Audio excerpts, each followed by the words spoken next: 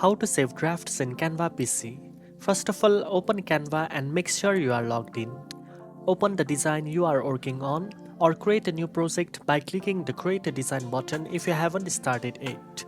Canva automatically saves your work in real time, but you can also manually save your draft by clicking the File menu at the top left corner and selecting Save. This ensures all your changes are securely stored. If you want to save a copy of your design as a draft without affecting the original, click File, then Make a Copy. You can continue editing the new copy while keeping the original draft untouched. All drafts are stored in your Canva Home under Recent Designs, so you can easily access them anytime. Remember, Canva's automatic saving feature ensures you don't lose your progress even if your PC shuts down unexpectedly. Now you know how to save drafts in Canva. If you found this video helpful, don't forget to like, share and subscribe for more editing tips. Thanks for watching and I'll see you in the next one.